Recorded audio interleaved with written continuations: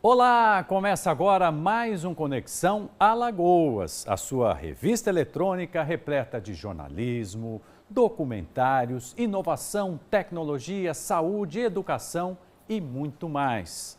E no programa de hoje eu recebo com muito prazer o Dr. Juliano Pessoa, ele que atua numa área, talvez a área que mais cresça no direito, o direito médico e da saúde. Dr. Juliano, muito obrigado pela gentileza da sua presença, ter aceitado o nosso convite. Dá para dizer isso? Que essa é uma das áreas que mais crescem quando a gente fala em direito? Seja muito bem-vindo. Muito obrigado, Maru. Bom dia a quem nos assiste. De fato, eu diria que pode ser feita essa afirmação. É uma área que vem em plena ascensão, eu diria, né? O direito médico e da saúde, ele se expandiu muito, especialmente quando a gente passou pelo contexto de pandemia, né? Então, isso é algo que trouxe toda essa inovação e todo esse foco maior para a área da saúde. Então, naturalmente, o direito se expandiu muito nessa seara por conta da pandemia e isso perdura até hoje, principalmente quando a gente trata de questões ligadas, por exemplo, às operadoras de plano de saúde, que é outra contenda que o consumidor se depara cotidianamente. Então, por isso, a gente pode afirmar certamente que é uma área que vem se expandindo naturalmente. Doutor Juliano, na maior parte dos casos, os embates, vamos dizer assim, né, a consequência do litígio, envolve mesmo os popularmente chamados planos de saúde? A gente ouve falar muito na judicialização da saúde, né? Então, ou seja, o que é isso para quem está nos assistindo? Nada mais é do que essas relações jurídicas, processuais, né? Que tanto versa sobre a questão de operadores de plano de saúde, como também relações com o Sistema Único de Saúde. Então, essas demandas vêm crescendo em grande número, especialmente no tocante à área privada, ou seja, as operadoras de plano de saúde. Mauro, a gente vê uma crescente que não cessa, de fato. Por quê? Porque é uma relação de consumo, é uma relação privada. As operadoras, em grande maioria, focam muito, naturalmente, na obtenção de lucro, né, a cada ano que passa. Isso, naturalmente, traz todo um contexto de discussão, né, muitas vezes de negativas, indevidas, abusivas, e que terminam fazendo com que o consumidor não tenha outra saída a não ser buscar o Poder Judiciário, em muitos casos, para poder resguardar o seu direito, que muitas vezes deveria ser resguardado simplesmente com um pedido administrativo, mas não é isso que termina acontecendo na prática. Doutor, eu não quero usar aqui a palavra má-fé por parte das operadoras, mas há casos em que eles meio, para dizer bem popularmente, jogam verde para ver se colhem maduro nessa situação? Eu diria que há um excesso de rigor, vamos chamar assim, das operadoras na análise dos pedidos que são formulados pelos consumidores, de maneira geral.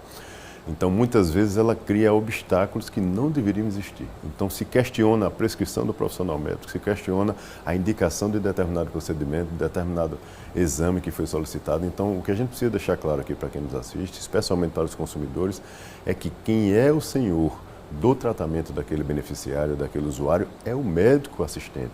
É este profissional que é devidamente habilitado, capacitado para indicar o que o paciente necessita. E todo e qualquer tratamento, Mauro, é importante que as pessoas tenham ciência disso, é individualizado. É assim que a ciência, é assim que a área da medicina assevera, destaca, e é preciso, de fato, respeitar o que o médico está prescrevendo e indicando para o paciente, porque não é fórmula genérica, não é receita de bolo, como nós chamamos popularmente, né, onde isso serve para um número X de paciente. Não, cada paciente tem a sua demanda, a sua particularidade. Nós somos fisiologicamente com as nossas particularidades, peculiaridades, e o médico está atento a essa especificidade que determinado paciente tem. Então, é por isso que se discute tanto essas questões de negativas abusivas, por conta dessa postura, em regra geral, de negativa das operadoras, na grande maioria das vezes. Doutor, vamos falar um pouquinho agora das questões que tiram o sono de milhões de brasileiros. Uma das que eu me recordo agora é aquela questão do cancelamento do plano de saúde. O que está acontecendo, doutor? Por que isso está acontecendo? Olha, inclusive houve modificação, Mauro, foi importante você trazer essa temática agora numa resolução da ANS que trata sobre o assunto. Então, a ANS teve que ser mais incisiva, eu diria, para deixar um recado muito claro para as operadoras de que não se cancela, de qualquer forma, um plano de saúde de um beneficiário. Você está tratando com a saúde de uma pessoa, com a vida de uma pessoa, que muitas vezes está num curso de um tratamento, você não pode simplesmente, de forma abrupta, cancelar. este plano. Então, o que é que houve de modificação para que as pessoas entendam? A ANS ela trouxe essa nova resolução que diz o seguinte, de forma expressa: não é possível fazer cancelamento de plano de saúde de um beneficiário se, 2 pontos. Primeiro, ele tem que estar com, no mínimo, 2 mensalidades em abertas. Fora isso, não pode ser cancelado. Além disso, as operadoras precisam notificar esse consumidor de forma inequívoca. É assim que consta no texto de resolução. O que é forma inequívoca? Ela tem que provar, demonstrar de forma cabal que ela notificou esse beneficiário quando? No 50º dia. Então, ou seja, a legislação, a Lei 9.656, que regulamenta todo esse mercado, ela traz uma previsão de você poder ficar até 60 dias no ano de forma ininterrupta ou não. Então, no 50º dia, ou seja, restando 10 dias, né, a mais, essa operadora precisa lhe notificar para que você tenha ciência daquele inadimplemento e tenha a possibilidade de adimplir o seu débito, regularizando a sua situação em face àquela operadora. Mas aí a resolução foi além disso. Além da obrigatoriedade dela notificar de forma inequívoca, ela traz outros contextos. Por exemplo, o consumidor hoje ele tem a possibilidade, que não tinha anteriormente, de questionar esse débito, por exemplo. Antes o consumidor recebia, se ele não pagasse, ia ter o plano cancelado e fim de conversa. Ele ia ter que recorrer ao Poder Judiciário ou a qualquer meio.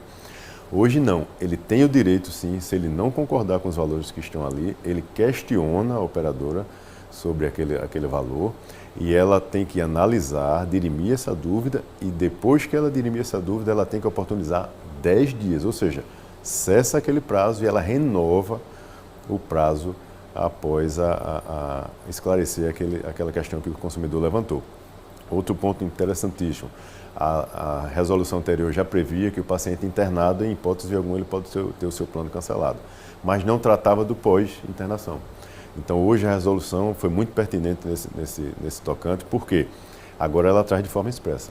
O paciente está internado, em hipótese alguma pode cancelar, mas quando ele sair, a operadora deverá notificá-lo, oportunizando 10 dias para que ele possa adimplir o seu débito. Então, ou seja, são várias e várias inovações que visam claramente trazer mais segurança para os consumidores e trazer um recado claro, direto para as operadoras, no sentido de que não será mais permitido acontecer o que aconteceu, Mauro, inclusive em 2024. Sim. Nós tivemos uma verdadeira avalanche de cancelamentos unilaterais, injustificados na grande maioria, que inúmeros deles foram revertidos no Poder Judiciário. Então é isso que a Agência Nacional de Saúde Suplementar quer deixar de maneira muito clara para as operadoras, que ela não permitirá mais, de repente, esse tipo de contexto.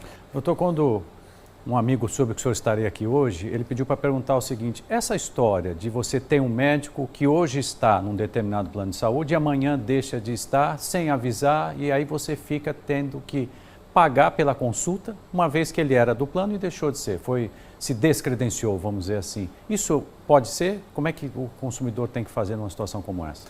Olha só, a operadora ela tem que ter especialistas, né, dentro daquela área. Então, assim, pode acontecer em alguns casos de determinado médico se descredenciar, como você falou. A obrigatoriedade da operadora é manter o pagamento integral daquele profissional que já não faz parte mais da sua rede credenciada, em tese não. O que é que se pode utilizar aí, Mauro? Ou o reembolso, né, que toda operadora tem a sua política de reembolso e no próprio contrato já traz quais são os percentuais que ela trabalha a título de reembolso. E se houver alguma especificidade, ou seja, algo que de repente é um especialista que aqui em Alagoas, por exemplo, só tem ele, não há outro profissional com essa habilitação, com essa capacitação, aí sim seria o caso de se questionar, abrir uma reclamação, inclusive junto à própria ANS. Mauro, é importante destacar aqui que todo e qualquer beneficiário do país, e a gente está falando de um universo aí, como você bem ressaltou, de mais de 50 milhões de usuários no país, todo e qualquer beneficiário pode abrir uma reclamação em face da sua operadora, tratando do seu caso concreto. Então ele abre uma reclamação, reporta o seu caso e a ANS fará contato com a respectiva operadora, tentando ter ciência do que foi que aconteceu e caso se constate que há alguma prática abusiva, algum indício de prática não recomendada pela legislação, a própria ANS poderá impor algum tipo de sanção administrativa em desfavor daquela operadora. Mas é importante que o consumidor utilize esses canais. O que acontece muitas vezes, infelizmente, é que as agências reguladoras elas não têm até corpo técnico, né, na dimensão necessária para tomar conta de um país continental como o Brasil. Então é importante que as pessoas tenham o hábito de reportar essas informações para os agentes públicos, para as agências reguladoras, para os órgãos de proteção e defesa do consumidor, para que as instituições tenham ciência de determinada prática e aí sim a população passa a ter a possibilidade de cobrar que as instituições empreendam as medidas cabíveis para poder penalizar, se for o caso, a determinada instituição. Porque o controle social, é isso que a população precisa entender, o controle social ele é importantíssimo. Quando a população está ali próxima, acompanhando, questionando, reivindicando, as instituições obrigatoriamente passam a atuar de maneira mais ativa, Mauro, no sentido de resguardar, porque ela está vendo, ela está percebendo que a população está atenta ao que está acontecendo. Doutor, ao longo dessa sua trajetória, qual foi o caso assim, que o senhor não esquece?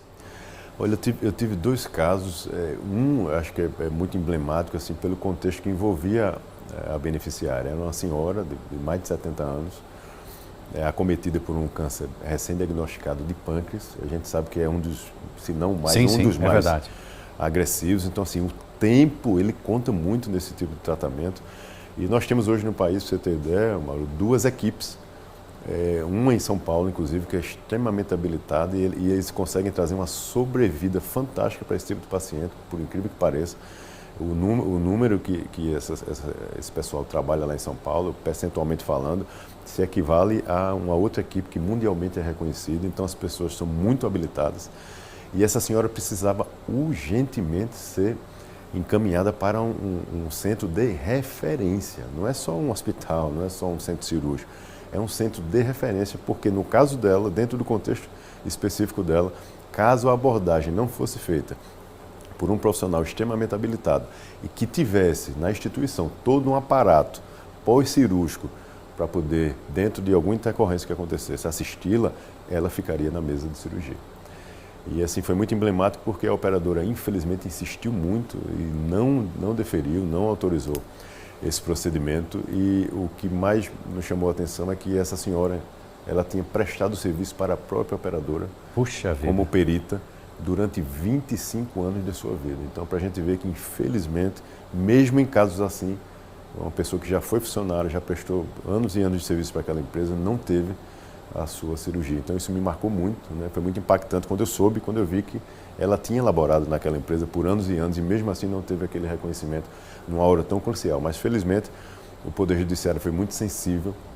No caso dela, de pronto determinou liminarmente que a operadora fosse compelida, obrigada a cumprir e cobrir a cirurgia dela. Ela fez a cirurgia, teve que fazer uma segunda em momento posterior e está bem aí hoje. Olha só. Acabou de ser bisavó de novo, então, ou seja, é muito feliz quando a gente, como eu digo, é muito gratificante quando a gente se depara com situações como essa. Ela está aí já tem 6, quase 7 anos. Então, que bacana. É ótimo. Fico muito feliz. Acho que isso é o que é mais gratificante, né, no seu trabalho, de poder ter esse tipo de conquista que está absolutamente ligada ao nosso bem mais precioso, que é a saúde, né, o bem-estar. Doutor Juliano, quero agradecer demais a sua presença. Volte mais vezes aqui ao Conexão Alagoas e parabéns em nome de toda a equipe pelo seu trabalho. Eu que agradeço, é uma satisfação, estarei sempre à disposição. Obrigado pelo convite e é só chamar que a gente está por aqui. Muito obrigado. Muito obrigado mais uma vez, doutor.